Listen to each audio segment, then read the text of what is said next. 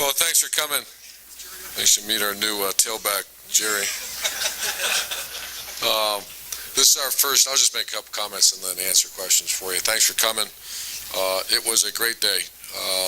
I thought it was going to be a very good day, but I'd put it in a great category. Obviously, I've done this long enough to know that now it's in the developmental phase once you get the letter of intent back, and we're going to develop as hard as we ever have. Just one quick comment that I don't know why I was kind of in a reflective stage a little bit during the bowl season when we just had time on our hands, and 1 out of 3, I just did a little study on my own, and three, you say you recruit 3 young men come walking down that aisle right here, and statistics show that 1 out of 3 disappear, they don't make it. Another of the 3 turns out to be okay, average, and then the 1 out of 3 turns out to be maximized, whatever he's capable of. I'm not saying great player, because not everybody's blessed to be a great player, but maximized. That when they leave this great university or any great university, and to me that's not good. And so we're on a mission to change that. That set in motion some things that I'm trying to put in place here to make sure that those things don't happen. And I'm sure it's the same concern of many coaches across the country. When you start thinking about 1 out of 3 for some reason doesn't survive it, and then another one just doesn't for some reason, just doesn't become maximized, just becomes a guy that becomes a number. And we're going to do the best we can to avoid that. You can't look into the crystal ball and see evaluation of what will, all recruiting classes. I love the people who do the recruiting class evaluations down the road. We recruited a class one time at Florida that went on to win more games than any other school in any other team in the history of the SEC. That's a pretty good recruiting class. We've had others not as good, so that remains to be determined how this class will be remembered. However, a very eventful day today. We woke up went to bed last night with 3 guys that were very on edge as far as where we're at. And I thought if we hit 1 out of 3, it'd be all right. 2 out of 3 would be a good day. 3 out of 3 was going to be a knock it out of the park. And we hit that when Von Bell called me 2 minutes before he walked on the stage or whatever he's doing and said, I'm in. That's what he said. I'm in, right? I said, no, I didn't know you're in. Congratulations. And we hit 3 out of 3. So very, very pleased. Our first year together as a coaching staff, last year did not count because that was not a coaching staff. That was a bunch of guys coming together like a bunch of gypsies trying to find players anywhere we could find them.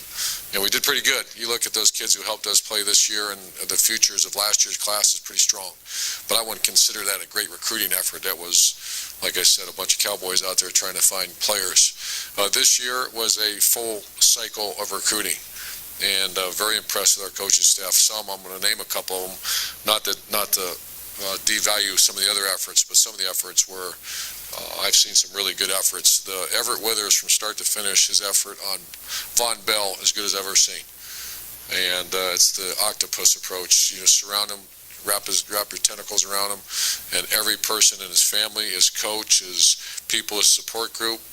And the way he closed that, the way we finished that with that young man, and the way we handled it on campus, and you just saw it when you saw his press conference today. I was so proud the way he handled himself and the fact that we did it the right way from start to finish, and that's all about a relationship, to go pull the guy out of that area of the country and have him be a Buckeye. Tom Herman did an excellent job down in Texas, an area that traditionally has not been real strong for Ohio State. I wish I could claim I have more experience in Texas. I've been there quite a bit, but Tom set the wheels in motion, and we pulled 3 players, excellent players, out of an excellent football state with Mike Mitchell, JT, and Dontre. And then the effort of Tim Hinton in state. I think Jalen Marshall's a young man that if he was a guy that wanted to play the game and wait till signing day to put the 8 hats out there. He could have out whatever many amount of hats he wanted. He made a decision because he loves Ohio State, wants to see his family to watch him play, and I think he's everybody knows he's one of the finest players in the country, and he's even a better person. So those are a couple examples of, I think Luke Fickle did a great job with the 2 backers we got. We got Mike Mitchell and Trey Johnson because a lot of crazy stuff was going on with Trey Johnson, with people trying to pull him in certain directions. So it is you're going to hear stories about it's a feeding frenzy out there. It is, and sometimes you'll hear people say, okay, Ohio State or myself or someone say you offer, committed players. Let me make this real clear. Everybody does that. and it's not wrong. Okay, at the end of the day, the young person has a right to go to any school he likes. If one school is better than the other, fits his personality. If something's going on illegally, that's a whole different animal.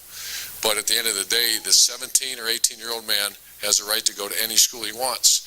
So when some school comes after Trey Johnson full speed ahead, I might get worried, but you can't get upset, because if he wants to go, if it's a better situation for him than Ohio State, whose choice is it? The media? No, it's not your choice. It's not the coach's choice. It's the 18-year-old's choice and his family's to go to whatever school he wants. So our coaches did a really good job, especially in the Trey Johnson situation, hanging on with both hands, and once again surrounding himself. So very pleased with other coaching staff. And now we go from recruiting phase to preparation phase. We've got to get them ready to play, because really we don't redshirt here at Ohio State. We're going to recruit guys and get them on the field as fast as we can when they're ready, and push them to be ready. And that's the same thing we do when we tell them when they come visit our campus, that we're not recruiting you to sit for a year or two and then we'll try to get you ready. We want to go recruit guys that are ready to go jump in the fire and want to go play as soon as they can. So appreciate you being here. You can tell it's a great day. If you walk around here a little bit, guys are excited. And I think on defense, I'm going to just real fast, I get asked the question, what were your needs? On defense, really all positions. To say we needed back-end help, no, we needed all the way across. We're a little bit light on defense, and I think we answered a lot of our concerns once if we develop them. On defense, you can see the back end, the secondary players are all long players, which means good size to them. Obviously, good speed. Backers, we have 2 impact players we're projecting. And then the defensive line, we really got some big guys, and we really got some good defensive ends too. So we really hit a couple good solid, some great players on the defense line. We're hoping. On offense, the one area that we didn't close well enough is the offensive line. We wanted to get some playmakers, and we have 2 sub 10 500-meter players coming in here, which is real fast. 10 500 meters is kind of a benchmark that we're going to use from here on out. That's what we're looking for. You have to have a couple of guys like that on your team to hit some big plays are a problem for us. And we have to, I think, Dontre and Jalen and James Clark. So we have actually 3 guys that we would put in that category. So with that said, I'll answer any questions for you. Bill? Dispatch. Where's the talent level now on this team? When you took over a year ago, obviously it wasn't exactly where you wanted to be. How close are you to being where it needs to be, and how much development is needed? Well, talent level was pretty good. We went 12-0. I think we were built a little differently, but to say that we didn't have talent, I've never said that. We maybe didn't have the home run hitter, explosiveness, open space players on offense, but you know what? Some guys really grew up and did a good job for us. Philly Brown did a nice job. We don't have enough. When you run an offense where you want 3 or 4 split guys all the time, and you only have 1 or 2, that's not enough. So I think we're starting to get a little bit of that built up, where you're having a Jalen that can put out there. Dontre can play that. That's kind of what he's going to do as well. And you can break the formation a little bit and have guys in space. So that's the only area. If you say, boy, Ohio State wasn't very talented, I wouldn't say that at all. Ohio State was talented. We just didn't have enough make-you-miss guys on offense would be the one area, and I think we addressed that.